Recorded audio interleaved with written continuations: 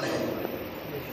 اور کبھی جب اسلام امتحان لیتا ہے، آزمائش کرتا ہے، تو وہ ٹکورنے پر ٹوٹ جاتا ہے، اس کی حیثیت برقرار نہیں رہتی، اور وہ اپنا نقطہ نظر جو اسلام کے حوالے سے بنا کے اس نے رکھا تھا یکسر ڈوب جاتا ہے.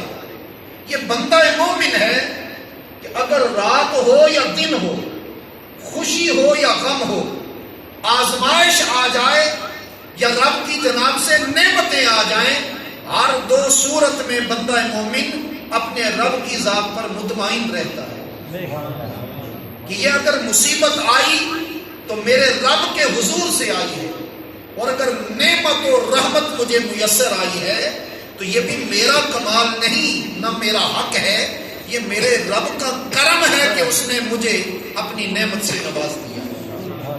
اور وہ کتنا کریم ہے. فرمایا لَإِن شَكَرْتُمْ لَأَزِيدَنَّكُمْ، اگر تم شکر کرتے رہو گے تو میں جو نعمت بھی تمہیں دیتا ہوں اس میں اور اضافہ کرتا جاؤں گا، مزید تمہیں اس نعمت میں برکتیں عطا کرتا جاؤں گا. تو حاضرین محترم، الحمدللہ رب العالمین نے ہمیں شک اور تردد سے محفوظ رکھا ہے، اور ایمان، یقین اور ایقان کی اعلیٰ دولت ہمیں عطا فرمائی. اب اس مقام پر یہ جو سورہ بقرہ کی آیت نمبر 23 ہے، رب العالمین ان لوگوں کو جو مسلمانوں کو ورگلانے کے لیے اس قرآن میں شک اور تردد کے دخل کو پیش رکھ کرتے ہیں کہ اس میں شک ہے، شاید ایسا ہو گیا ہوگا، ویسا ہو گیا ہوگا، تو یہاں ایک اور بات یہ ذہن میں رہے کہ یہ آیت مقدسہ جہاں قرآن کا اعجاز بیان کرتی ہے، وہاں میرے محبوب کی شان کا بھی اعجاز بیان کرتی ہے. وہ اس انداز میں کہ قرآن کا اعجاز تو ایسے ہو گیا کہ اس کا مد مقابل کوئی لا نہیں سکتا، اور محبوب کا اعزاز یہ ہے کہ دنیاوی استاذوں میں سے کسی استاذ سے یہ پڑھے نہیں، مگر کلام ایسا بیان کرتے ہیں کہ بڑے بڑے فصحاء، بلغاء، ادبا سارے دم بخود رہ گئے کہ یار پڑھا کسی سے نہیں ہے، مگر کلام وہ کرتا ہے کہ جس کا جواب نہیں مل رہا. تو جہاں میرے رب کے کلام کا اعجاز بیان ہو رہا ہے، وہاں میرے محبوب کی شان کا بھی اعجاز بیان ہو رہا ہے. فرمایا وَإِن، اور ان، اگر، یہ عام طور پر ان اگر کے معنی میں آتا ہے، مگر قرآن میں کئی مقامات ایسے ہیں جہاں ان نفی کے طور پر بھی استعمال ہوا ہے. مثلا ایک مقام پر رب العالمین فرماتا ہے وَإِن مِّن شَيْءٍ إِلَّا يُسَبِّحُ بِحَمْدِهِ، کہ نہیں ہے کوئی چیز، ان ہے وہاں نافیہ ہے، ان نافیہ، ان شرطیہ نہیں. اس مقام پر ان شرطیہ ہے. یہ اس لیے کہ قرآن ہم سمجھ رہے ہیں نا، تو ہمیں جہاں ان کا لفظ ہے، حمزہ، نون، زیر، یہ پڑھتے ہیں آج کل کے قاری حضرات، جو جدید انداز ہے سمجھانے کا، چونکہ اس میں حروف کو اصل قرار دیتے ہیں، لہذا حرکت سے پہلے حرف کو پڑھتے ہیں. تو جو ہمارے پہلے والے لوگ ہیں وہ حمزہ، زیر، نون، ان پڑھتے ہیں. تو آپ جس طرح بھی پڑھیں، اصل مقصود ہے لفظ کو سیدھا کرنا، مقصد یہ ہے. تو یہ ان جو لفظ ہے اس کا ایک معنی نہیں اور ایک معنی اگر ہوتا ہے. تو اس مقام پر یہ اگر کے معنی میں وَإِن كُنتُمْ، اگر تم ہو، کانا یکونوں کا مطلب ہوتا ہے ہو جانا، تو کنتم تم ہو، فی، یہ فی کا مطلب میں، بیچ، ریب، شک میں، اگر تم ہو شک میں، من ما، یہاں من اور ما ہے، ان کو جب وہ ایک قانون ہے صرفی کہ جس وقت یہ نون ساکن آ جائے اور بعد میں میم آئے تو اس نون کو میم کر کے میم کا میم میں ادغام کر دیتے ہیں.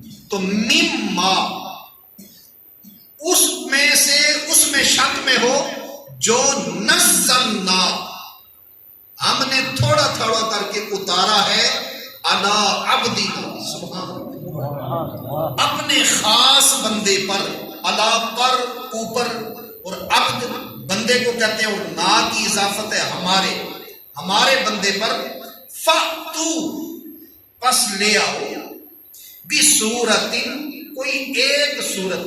اب یہ سورت کی تنوین جو ہے نا سورتن کی، یہ تنوین بتاتی ہے کہ دو معنی بتاتی ہے۔ ایک معنی یہ کہ کس طرح کی بھی صورت تمہیں بن سکے، لیکن شرط کیا ہے؟ من مثلہ، شرط یہ، ویسے تو کلام عربی تھا نا ان کا، اگر صرف سورتن کی بات ہوتی تو وہ ایک نہیں 20 لے آتے، لیکن رب العالمین نے آگے کہہ لگایا من مثلہ کہ لیکن صورت ایسی لاؤ جو قرآن کی طرح کی صورت ہوتی ہو۔ وہ عربی کلام پر مہارت رکھتے تھے، لیکن جب رب العالمین نے فرمایا کہ کلام ایسا لاؤ جو من مثلہ ہی میرے محبوب پر نازل کردہ کلام کی مثل ہو۔ اب یہ میں نے شاید پہلے بھی آپ سے عرض کی ہے کہ یہ قرآن کا اعجاز ہے۔ کعبۃ اللہ کے 3 سب سے چھوٹی سورت ایک خاص قطعے اور ٹکڑے کو کہتے ہیں۔ بہت سارے اس کے معنی ہیں، میں سادہ سا تاکہ آپ کہیں بور نہ ہو جائیں، سادہ سا انداز ہے، جس کی ابتدا اور انتہا معلوم ہو اسے سورت کہتے ہیں، سادہ سے انداز میں۔ یہ علامہ اسماعیل حقی رحمۃ اللہ تعالیٰ علیہ یہی تعریف کرتے ہیں، ما یعرف اولھا و آخرھا، جس کی ابتدا اور انتہا معلوم ہو اسے سورت کہتے ہیں۔ یہاں سے شروع ہو رہی ہے اور یہاں پر ختم ہو رہی ہے، اس کو سورت کہتے ہیں۔ قطعہ قرآنی کا وہ حصہ جس کی ابتدا اور انتہا معلوم ہو اور ایک بات مکمل ہو جائے، کلام مکمل ہو جائے، موضوع، اس کو سورت کہتے ہیں۔ تو اب یہاں یہ ذہن میں رکھیں کہ لے آؤ ہمارے بندے پر جو نازل ہوئی، ایک یہ شرط ہے، اور دوسری یہ کہ من مثلہ ہی وہ جو کلام تم لاؤ وہ ہو بھی ایسا جو اس کلام کی مثل ہو۔ ہم وہ بات میں عرض کر رہا تھا کہ سب سے چھوٹی سورت الکوثر ہے، اِنَّا أَعْطَيْنَاكَ الْكَوْثَرَ فَصَلِّ لِرَبِّكَ وَانْحَرْ إِنَّ شَانِئَكَ هُوَ الْأَبْتَرُ۔ یہ سب سے چھوٹی سورت ہے۔ میں بالکل محدود ٹائم میں آپ سے مخاطب رہوں گا، لیکن توجہ آپ رکھیں گے۔ یہ وہ چونکہ محفل کا ماحول نہیں کہ میں آپ کو کہوں سبحان اللہ کہو، لیکن آپ توجہ کریں، جو بات میں کر رہا ہوں اسے فکر کرنے کی کوشش کریں۔ اب یہ آیت جب بھی کوئی کلام نیا کرتا نا کوئی بھی شاعر، تو دستور یہ تھا کہ وہ کعبۃ اللہ کے دروازے پہ لٹکا دیتا تھا۔ تو وہ بڑے بڑے شعراء تھے، بڑے بڑے بلغاء، اس کلام میں جو کمی ہوتی وہ بھی بیان کر دیتے، جو خوبی ہوتی وہ بھی بیان کر دیتے۔ اب یہ سورت قرآنی 3 آیات پر مشتمل کہ وہ لٹکی ہوئی ہے۔ ایک دن گزر گیا، سارے شعراء دیکھتے ہیں اور ورطہ حیرت میں ڈوب کر چلے جاتے ہیں۔ دوسرا دن گزر گیا، پھر بھی اسی طرح دیکھتے رہے اور ورطہ حیرت میں ڈوب کر چلے گئے۔ تیسرا دن گزرا اور ایک دوسرے سے بات کرتے ہیں، یار یہ کسی نے کلام لکھ کر لٹکایا ہے، کسی نے کوئی جواب نہیں دیا اس کا، یہ کیا وجہ ہے؟ تو ایک نے کہا چلو میں لکھتا ہوں، اِنَّهُ لَيْسَ بِكَلَامِ الْبَشَرِ اِنَّا أَعْطَيْنَاكَ الْكَوْثَرَ فَصَلِّ لِرَبِّكَ وَانْحَرْ إِنَّ شَانِئَكَ هُوَ الْأَبْتَرُ۔ اِنَّهُ لَيْسَ بِكَلَامِ الْبَشَرِ، یہ بشر کا کلام نہیں ہے۔ اللہ اکبر۔ یہ 3 دن کی محنت کے بعد ایک شاعر کا قلم اٹھتا ہے تو جوڑ جوڑ کر وہ لکھ دیتا ہے اِنَّهُ لَيْسَ بِكَلَامِ الْبَشَرِ، یہ بشر کا کلام نہیں۔ اگلا گزرا، اس نے پہلی آیت کو دیکھا، اسے بھی ٹک کر دیا، دوسری کو دیکھا اسے بھی ٹک کر دیا، تیسری کو دیکھا اسے بھی ٹک کر دیا، اور چوتھی پر کانٹا لگا کر کہہ کلام البشر، یعنی پہلے تین تو بالا تر ہیں، لیکن یہ جس نے لکھا ہے یہ کلام بشر ہے۔ انہ لیس بکلام بشر، یہ جو لفظ لکھا ہے نا یہ بشر کا کلام ہے۔ میں کہتا ہوں مہارت ان کی دیکھیں، اب جوڑ بالکل اسی طرح کا جڑا ہے، لیکن دیکھنے والے کی بلا کی نظر ہے کہ وہ جو کلام بشر نہیں ہے اسے ٹک کر رہا ہے کہ واقعتاً ایسا ہے، لیکن جو کلام بشر ہے اس کو دیکھ کر کہتا ہے ہاں بلا فإنہ کلام البشر، یہ جو دائرہ ہے نا یہ کلام بشر ہے۔ یعنی ان کی مہارت دیکھیں کلام عربی میں۔ تو رب العالمین نے فرمایا کہ فَأْتُوا بِسُورَةٍ، ایک تو کوئی صورت اس کا معنی، اور دوسرا سورۃ کی تنوین جو ہے نا یہ تنوین جس جگہ پر بھی آتی ہے، بعض اوقات تقلیل یعنی قلت بیان کرنے کے لیے آتی ہے، بعض اوقات تکثیر اور تعظیم یعنی زیادتی بیان کرنے کے لیے آتی ہے۔ اس مقام پر جو بھی سورۃ ہے نا یہ سورۃ کی تنوین قلت بیان کرنے کے لیے آتی ہے، یعنی اس پورے کلام کی سب سے چھوٹی سورت، سبحان اللہ، سب سے چھوٹی سورت، اور وہ ہے سورۃ الکوثر۔ ورنہ اس کی مثل لے آؤ تو بات بن جاتی ہے۔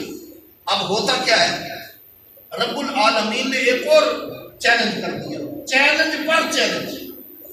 ایک چیلنج یہ کیا کہ لاؤ اس کے مقابلے میں کوئی سورت، دوسرا چیلنج یہ کیا کہ کیا پدی اور کیا پدی کا شوربہ، تم اکیلے کیا کرو گے، ایسے کرو وَادْعُوا شُهَدَاءَكُمْ، تم اپنے سارے مددگار، شاہد جو ہے نا اس کا ایک معنی ہوتا ہے گواہ، ایک معنی ہوتا ہے حاضر اور ناظر، ایک معنی مددگار بھی ہوتا ہے۔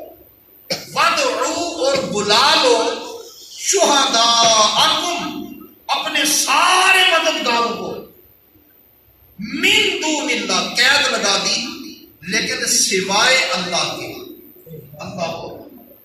اللہ کو چھوڑ کر باقی سارے مددگار بلا لو، ان کنتم صادقین، اگر تم اپنے قول میں سچے ہو۔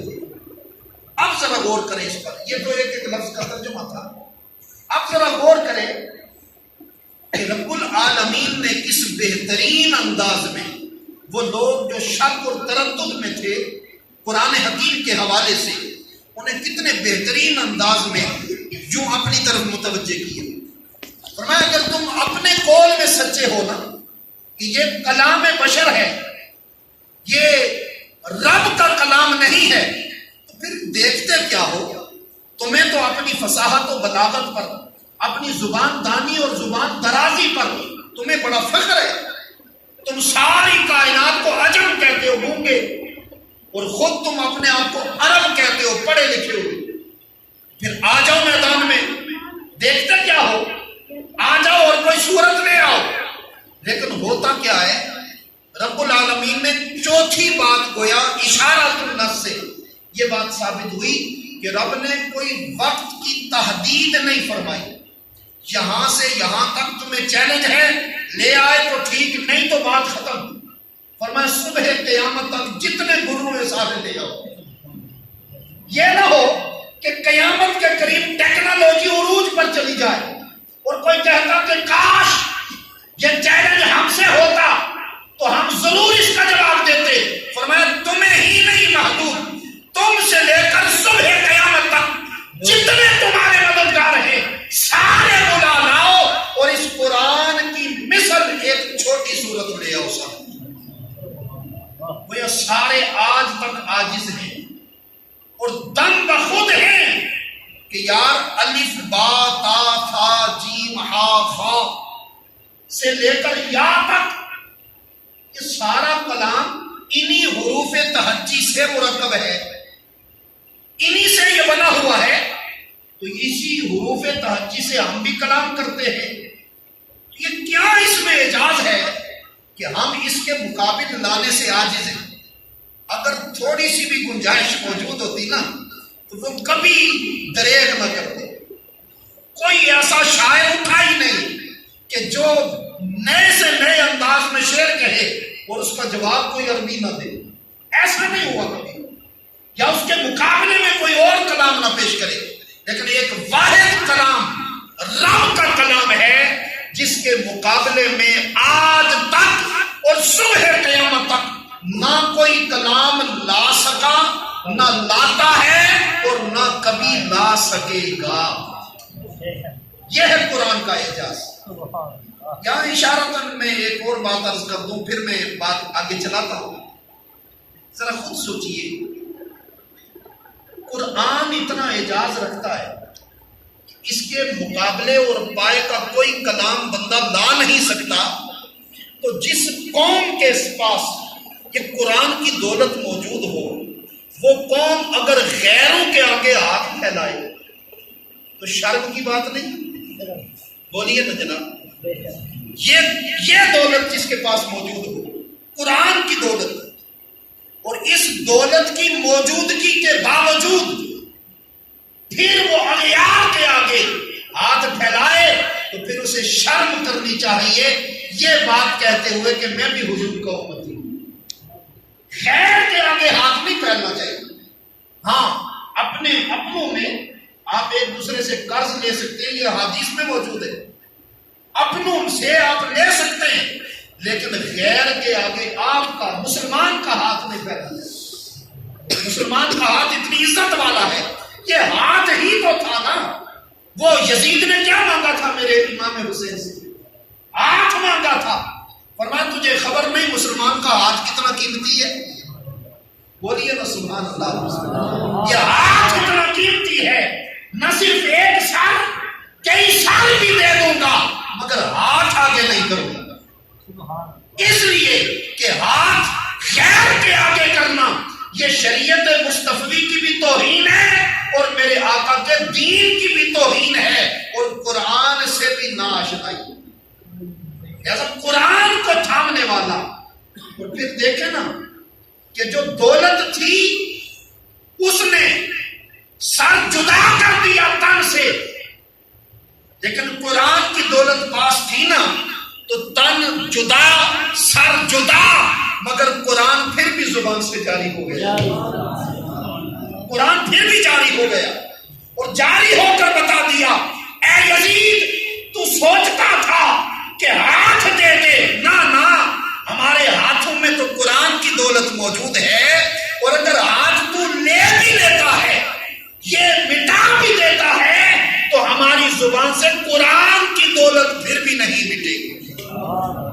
اس لیے یزید حیران تھا اور یزیدی بھی حیران تھے، یار وہ میدان کربلا میں ہم نے کچھ کاٹا تھا، اگر حسین قرآن پڑھتا ہے تو ہم نے کاٹا کسے ہے، قتل کسے کیا ہے؟ یہ قرآن بڑی دولت ہے۔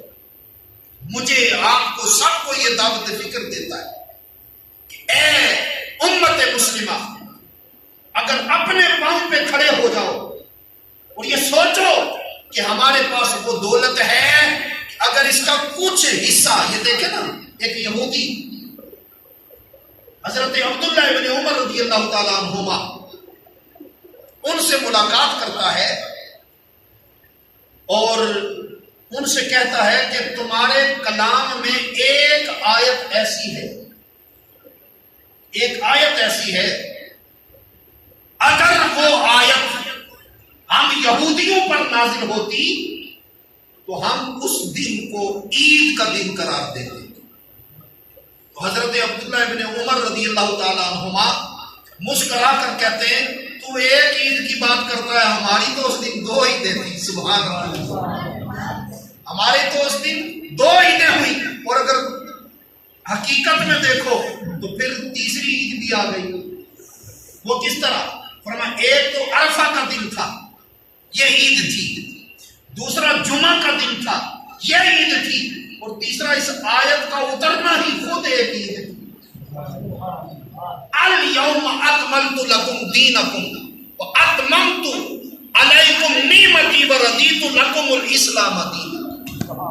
یہ آیت ہے کہ آج کے دن میں نے تمہارے اوپر تمہارا دین مکمل کر دیا ہے اور اپنی نعمت تمام کر دی، اور وردیت لکم الاسلام الاسلام دینا، فرمایا اب قیامت تک تمہارے لیے اسلام ہی کو دین ہونے کے اعتبار سے میں راضی ہو گیا ہوں۔ تو حاضرین محترم، یہ بات ضمناً عرض کر رہا تھا۔ اب جب چیلنج کیا تو اس کا جواب نہیں دیا، بڑے سر جوڑ کر بیٹھے، بھائی کچھ کرنا چاہیے۔ اور رب کی حکمت دیکھیے کہ ہر بچہ دنیاوی استاذ کے پاس جا کر زانو تلمس طے کرتا ہے اور علم حاصل کرتا ہے، تب جا کر اسے کچھ سدھ بدھ ہوتی ہے معاشرے کے اندر جینے کی اور معاشرتی معاملات کو سمجھنے کی۔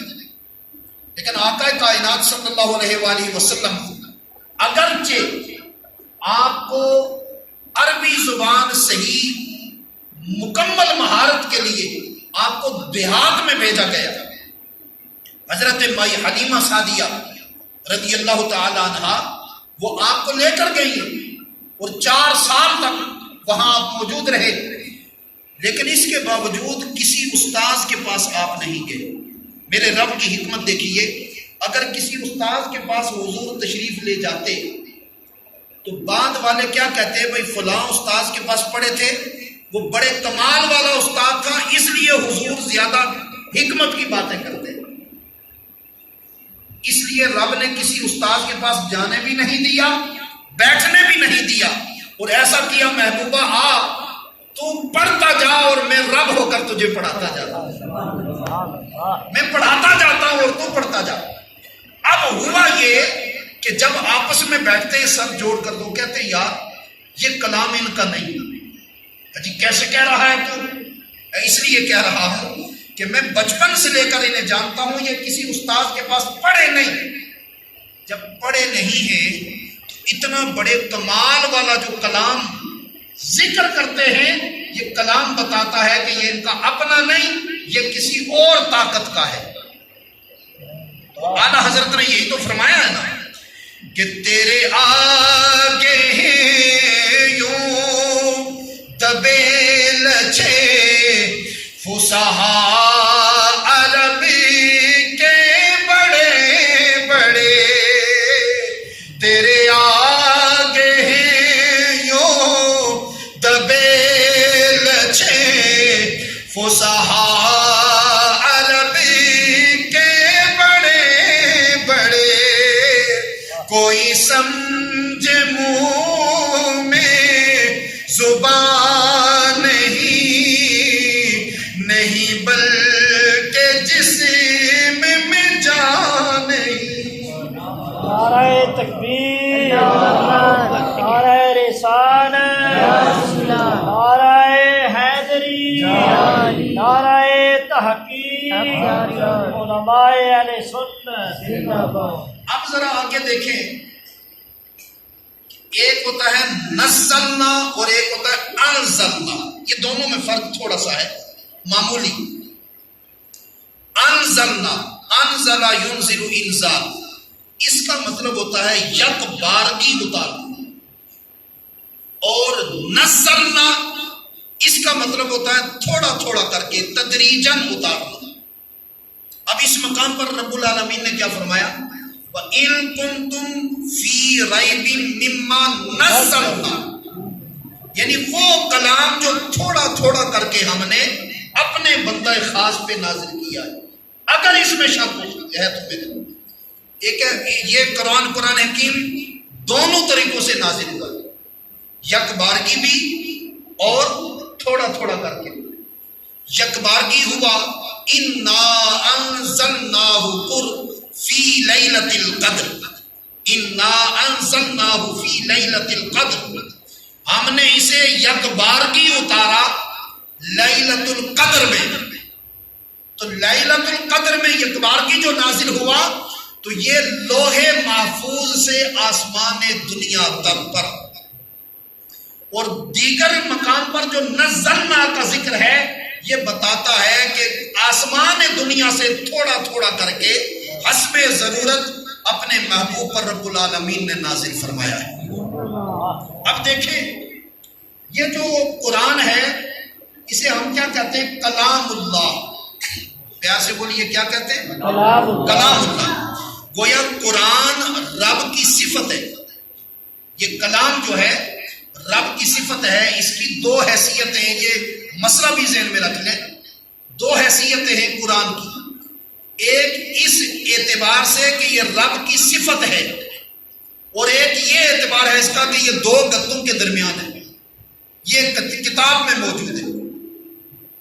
رب کا کلام ہونے کی حیثیت سے، رب کی صفت ہونے کی حیثیت سے یہ قرآن غیر مخلوق ہے، مخلوق نہیں اور نہ ہی حادث ہے، لیکن یہ جو ہمارے ہاتھوں میں ہے نا گتوں کے درمیان، اسے کہتے ہیں مخلوق ہے۔